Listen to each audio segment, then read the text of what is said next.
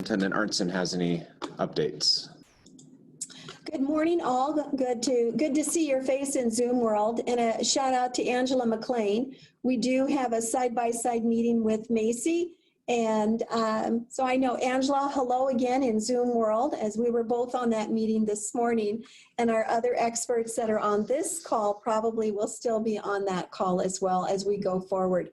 So it's a very busy week here, and we've got not just with us, but with everybody. We, of course, are honored to have the Board of Public Ed on Thursday as well. So with that, let's just go ahead and continue with our agenda. Great. So we'll start out with Ken Bailey, who's going to give a quick update on where we're at with CARES or Esser applications, and then a discussion on transportation. Thanks. Let me share my screen here for a second.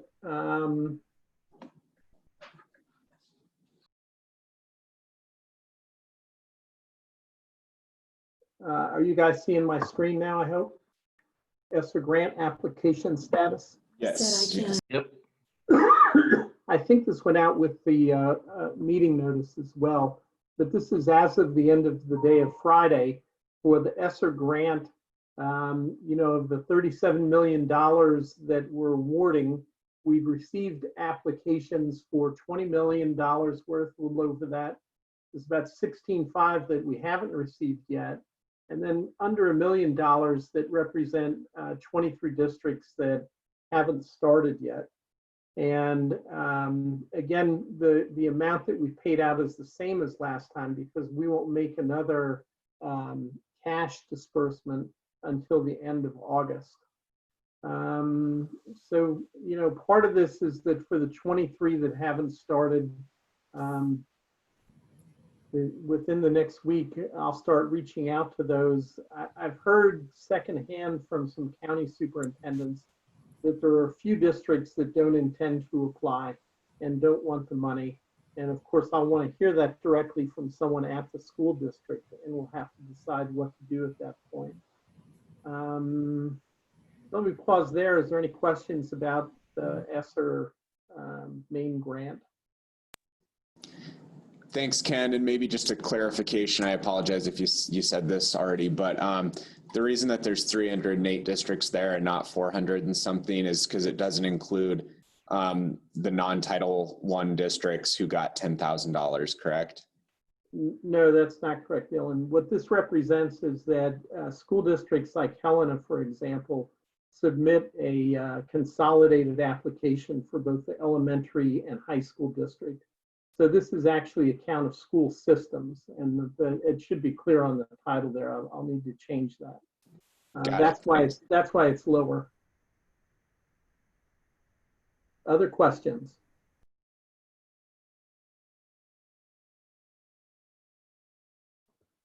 Okay, so I'm gonna stop the share and turn to transportation and bus routes. And I'll put up a document that we've drafted and use that as a way of going through it.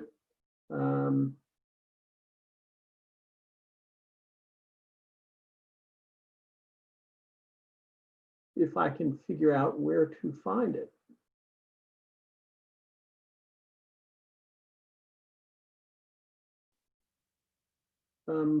Forgive me, I'm having trouble calling this document up. Do you want me to pull it up, Ken? Yeah, that would be great, Dylan. Okay, just a second.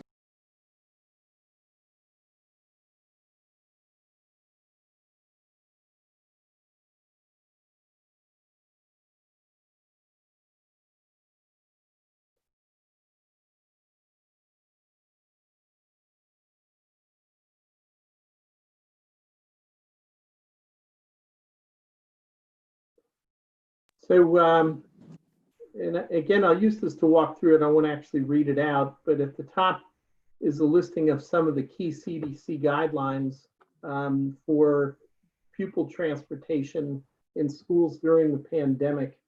And, you know, I think the first three are actually pretty important.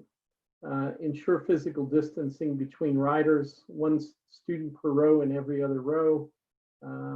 provide guides, etc. That's not as important. The third one, stagger arrival and drop-off times or locations whenever possible.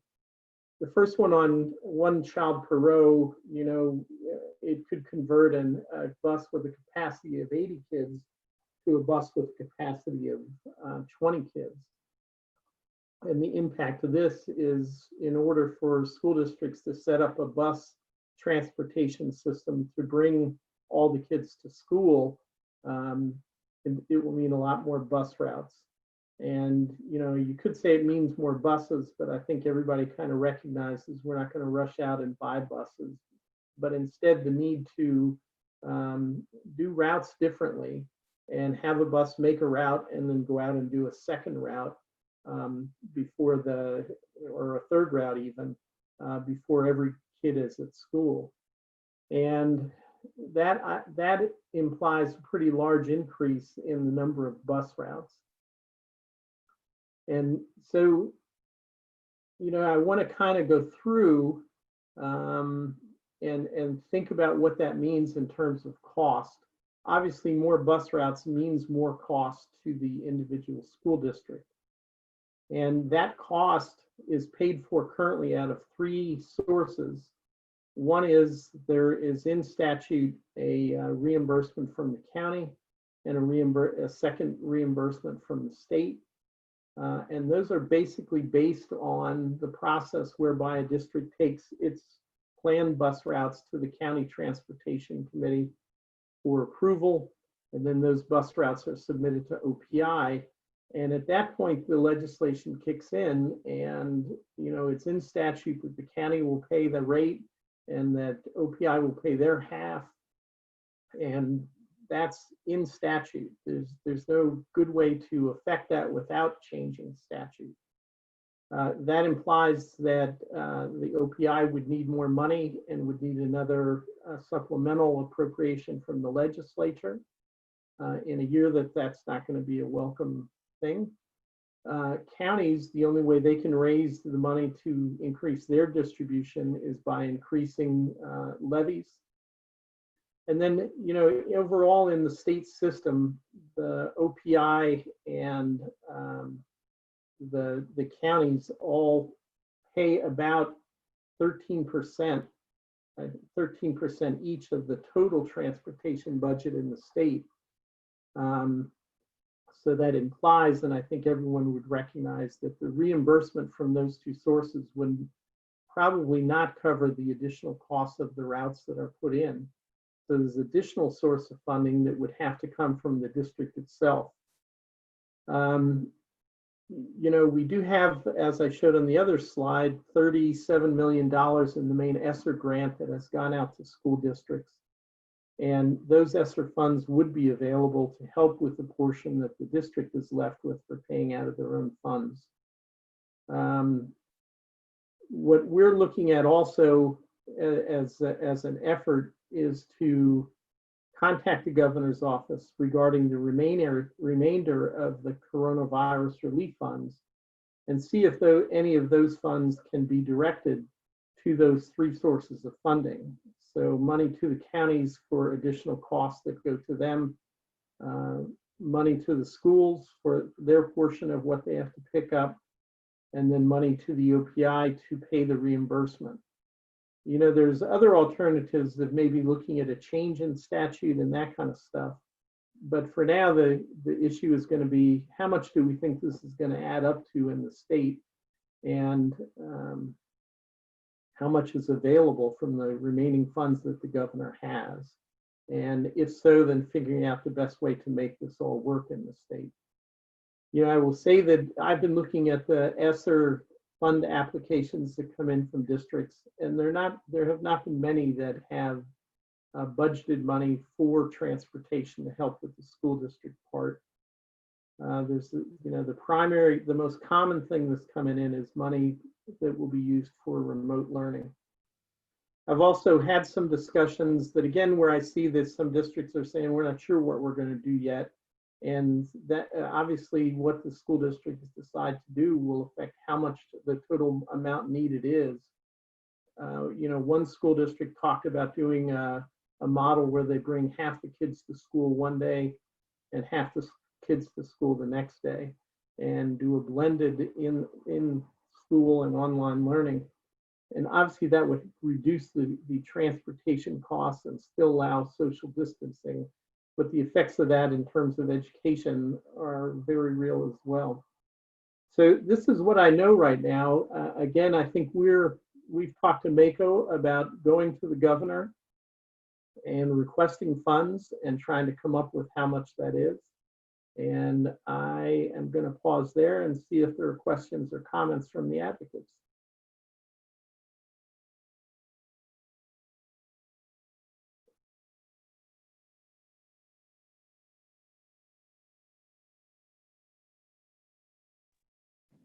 Thanks, Ken. Appreciate that overview. Are there any questions or comments on any transportation conversations in general, or about any funding requests? This is Dennis. Thanks, Ken, for that overview. And this is a concern that I've heard from a few folks about more localized and not the potential impact on the state and county taxpayers. The only thing that's coming to mind about this is timing. And I know that none of us control that, but statute will control when school districts and trustees need to make their final decisions in terms of setting their levies, as well as county commissioners. They'll have to set countywide transportation levies, countywide retirement levies. They usually do that at the same time. And so I don't know if you've mapped out a calendar on that or not, but it's a question. And, I think that's something that, we're kind of dealing with. We've been actually going out and talking to some of the larger school districts in Montana to try and understand what they're estimating the impact is going to be right now to get a handle on the cost. And, in some cases, we're getting responses that are, well, we don't know, the county transportation meeting is coming up. And, there's going to be a board meeting to set the budget in August. And I guess we've got to decide by then, but we're still considering what it is that we should do. But certainly in order, if there's going to be an influx of money from the governor's coronavirus funds, knowing about it by let's say at the latest, the middle of August, would certainly make the whole process of setting school budgets and then setting levies a lot easier.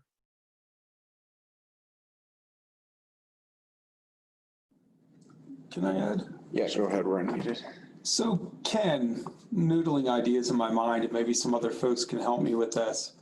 If we approach the governor with this request for additional funds to support the increase in county levy, and said at worst case situation, it would be X number of dollars.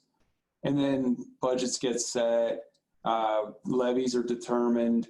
If the money is sitting on the side and available to say that the governor, this is just a possibility, the governor would match up to a certain amount to support increase in county levies.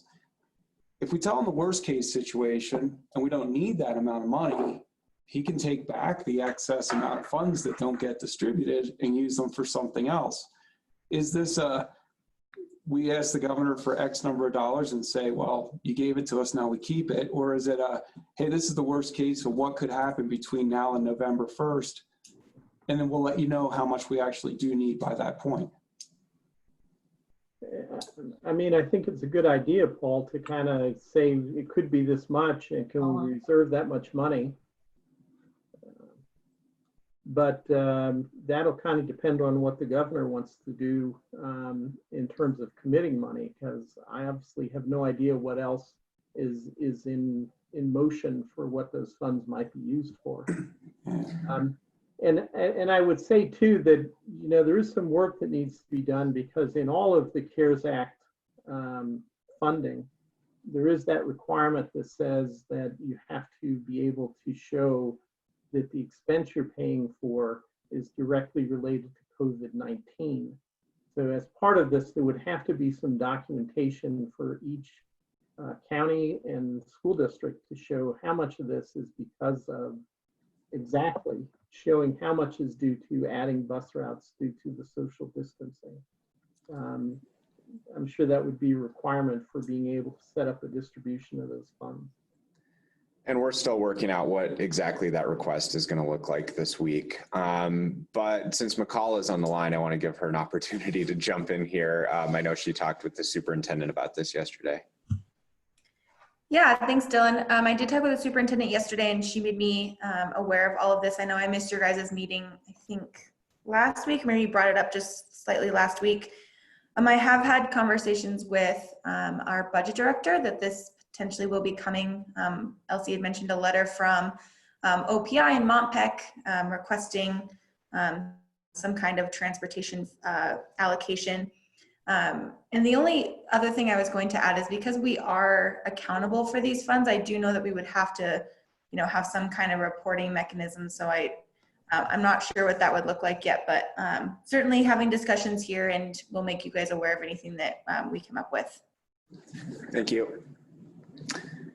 Anything else on the transportation discussion? Okay. I'm going to stop sharing my screen. So back to agenda item 1, Paul and I are going to talk a little bit about conversations with draft e-tick bill. So let me actually pull that up. Did you send that to Elsie? It's got to be in our emails. I've sent it a couple times. I can go resend it. I think that might be best, and we'll move into Cheryl so that we can use our time wisely. Sure. So Cheryl and Julie, do you want to talk about the flexibility discussions with the Board of Public Ed? And I will pull up that document while you start. So good morning. It's good to see friendly, smiling faces once again. And thank you, Dylan. Thank you, Superintendent Arnson, for the opportunity to share again related to Board of Public Ed meeting on Thursday. Let me begin by expressing gratitude to Montpec for the work they did on providing feedback in a written document. The suggestions are genuine, helpful, and we appreciate your continued efforts to weigh in on important issues such as this. We're going to begin on page 2 with the factors the OPI team is working on with federal. So I'm going to turn that over to Dr. Mergel to visit about federal waivers related specifically, for the most part, to the accountability plan that we have from the federal government. Dr. Mergel. Good morning, everyone. Cheryl, can you hear me okay? Yes. Yes, thank you. So in terms of federal waivers that we are working on, the first one is in relation to an addendum to the waivers that were set and approved in March for assessment, accountability, and reporting. The Department of Education is going to be putting out here sometime this summer, and I'm anticipating in the next couple of weeks, an addendum process where you can seek some relief from the impacts of the waiver that was already put into place. For example, since we will not have the testing data from the spring 20, we will not be able to measure growth indicators for 2 years because of a lack of lagging data, which impacts our accountability system, because we need to use growth data to measure exit criteria for schools that are determined to be comprehensive and targeted. And so the department is looking to put out a process to be able to add an addendum to that previous waiver for any implications that that waiver had on our current practices. So that's one of the things we will be working on. The second piece is around a potential waiver that we would like to determine by October of 2020 if it is necessary to suspend the spring testing for another school year here in spring of 21. The department is currently saying that we need to take the next couple of months and really learn in terms of the impact and determine if that really is necessary or not. We do see that there are 5 states who have put in a letter of intent indicating that they potentially are seeking to waive those assessments a second year. And so that's one piece that we'll be working on with all of our partners and our school districts to understand kind of the implications of that and if that is necessary. And we'd like to have a decision by October of 2020 if that is going to be necessary. So that's in the works and kind of ongoing. In terms of the report card, there were elements of the report card that have already been waived due to not having assessment data to report out on.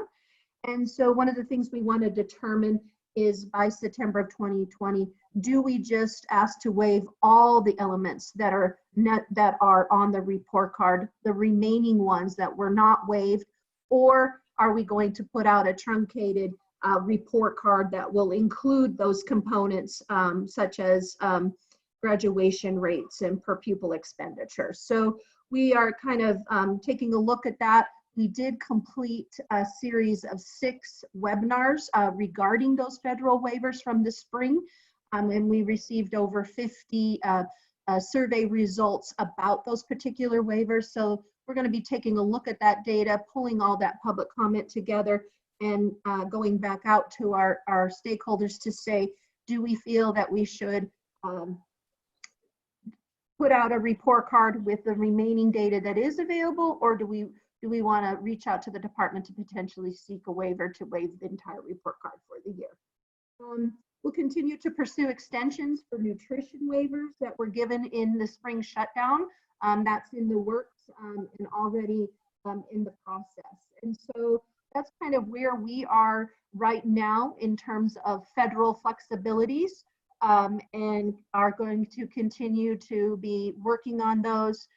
Looking forward to putting an addendum together, and especially, considering the impact that that's had on our comprehensive and targeted schools. And then by October, determining if we do need to seek a waiver for the, and we'll know more from the department on where they are at with even granting those waivers by then in October for the spring assessment. So that's kind of where we're sitting, you guys, with federal requirements. Any questions, comments?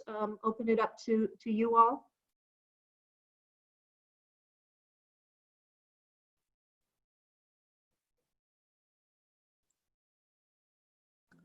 Thanks, Julie. So what are some of the thoughts from this group on putting out a report card or not?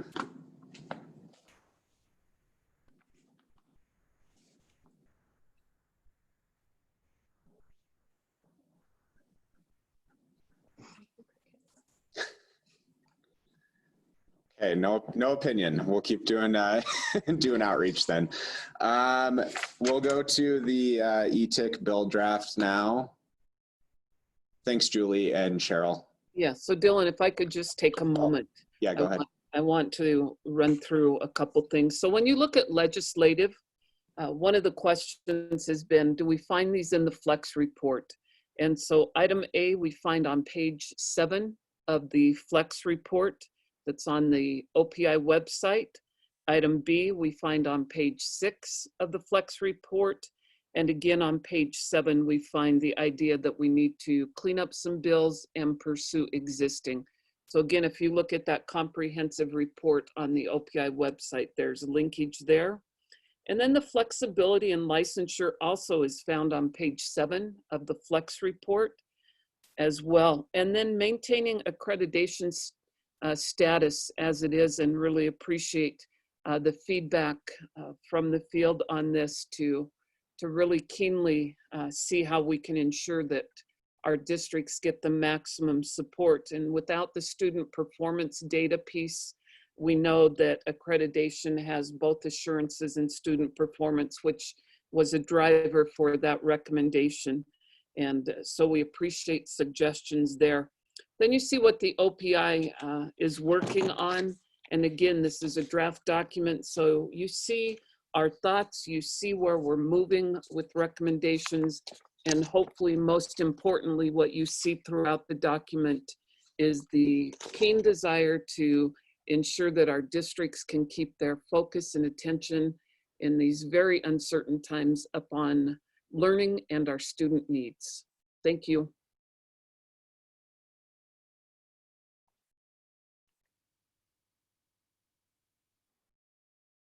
Thanks, Cheryl. I'm going to stop sharing that document and pull up a new one.